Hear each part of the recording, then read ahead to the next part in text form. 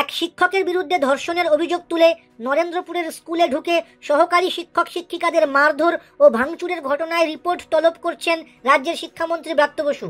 তিনি জানিয়েছেন, এ বিষয়ে তথ্য তলব করা হয়েছে। অষ্টম শ্রেণীর এক ছাত্রীকে ধর্ষণের অভিযোগ তুলে শনিবার তুলকালাম পরিস্থিতি তৈরি হয় দক্ষিণ 24 পরগনার নরেন্দ্রপুরের একটি স্কুলে। অভিযোগ, জনা কয়েক লোক স্কুলের ভেতরে ঢুকে তাণ্ডব চালান। শিক্ষক শিক্ষিকারা প্রহৃত হন। এক শিক্ষিকা তাদের হাতে শ্লীলতাহানির শিকার হয়েছেন বলেও অভিযোগ করেন। এমনকি মারধরের পাশাপাশি শিক্ষক শিক্ষিকাদের মোবাইল কেড়ে নেওয়া হয় বলেও অভিযোগ। এই ঘটনায় শিক্ষক শিক্ষিকারা স্কুলের প্রধান শিক্ষককেই দায়ী করেছেন। তাদের অভিযোগ, প্রধান শিক্ষকের বিরুদ্ধে দুর্নীতির অভিযোগ তোলায় তার প্রশ্রয়ী জনা কয়েক বহিরাগত স্কুলে ঢুকে এই তাণ্ডব করেছেন। অন্যদিকে প্রধান শিক্ষক এই ঘটনাকে জনরোষ বলে অবহিত করেছেন। তার দাবি, স্কুলের এক শিক্ষকের বিরুদ্ধে ধর্ষণের অভিযোগ উঠেছে। তারপর থেকে ওই শিক্ষক আর স্কুলে আসেননি। স্কুলের পরিচালন সমিতির সঙ্গে বৈঠক করে ওই অভিযোগের প্রেক্ষিতে পদক্ষেপ করা হবে।